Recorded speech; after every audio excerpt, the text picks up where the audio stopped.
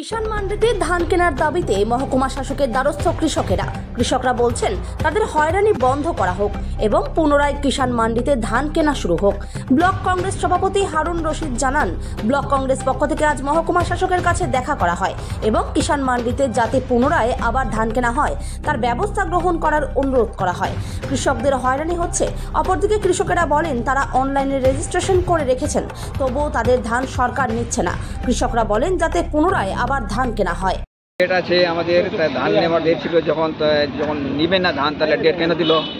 এভাবে প্রেসানি করলো আমাকে, ধান নিয়ে আসে বাড়িতে নিয়ে যাওয়া হয়। আপনারা কি আজকে এসডিওর কাছে আসছিলেন? হ্যাঁ, এসডিওর কাছে এসেছিলাম যে কেন ধান নিবে না, যখন আগে থেকে বন্ধ দিয়েছিল ডেট কেন দিল?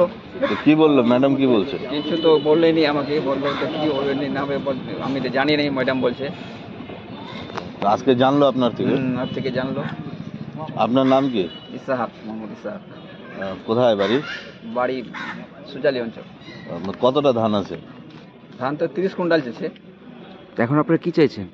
ধান ডেট দিয়েছে, ধান নিতে হবে সরকারকে। আরে ধান যদি এখন না নেয় তাহলে আপনার কি সমস্যা? ধান না নিলে তারা কি করবো? আর আমাদের উপায় কি আছে? ধান নিয়ে গেছি, নিয়েছি, ওটা খরচাটা আমার উল্টা আবার লস। কত টাকা খরচা একবার আনলে তো 1500 টাকা নেই আনতে, ফের নিয়ে যাই, ফের 1500 টাকা নেই, মানে নিয়ে আসতে যাতে 3000 টাকা খরচা হয়। বললাম যে এই যে ডেটটা দিয়েছে, আপনার যে ডেট মনে করেন ধান কেনা বন্ধ হয়ে গেছে, আপনাকে ফোন করে কেউ জানাই নাই? কিছু নাই।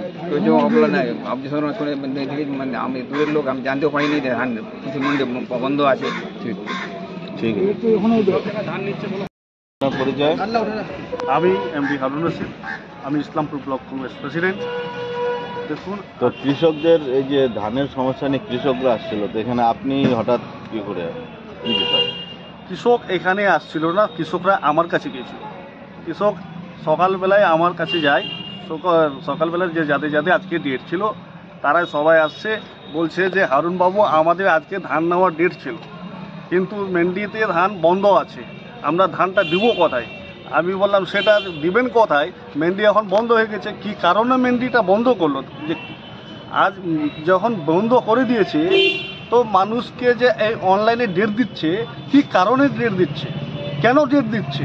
যখন আপনারা বন্ধ করবেন তাহলে আপনাদেরকে কিছু অনলাইন ডেটটা বন্ধ করতে হবে। আপনি অনলাইন ডেটটা বন্ধ করবেন না কেন? আজকে কৃষকদের মানুষদের যে আপনি হয়রান করাচ্ছেন, টাকা খরচা করাচ্ছেন, এই টাকাটা দিবে কে? সরকার টাকাটা দিবে কে? এই সরকার দিবে টাকাটা? আপনি এসডিও ম্যামের সাথে কথা বলেন বিষয়টি? আজকে এসডিও ম্যাডামের কাছে আমি নিয়ে আসলাম যে চলো এসডিও ম্যাডামের কাছে চলো আমার সাথে, আমি আপনার সাথে আছি, আমি কৃষকের সাথে আছি, আমি কৃষকের পাশে থাকবো।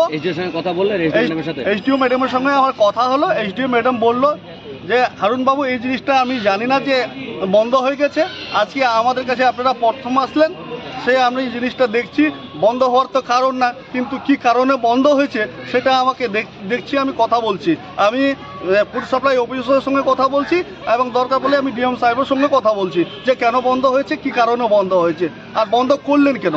কিন্তু দেখুন, এটা বন্ধ হওয়ার কারণ না, প্রতি বছরে এটা জানুয়ারি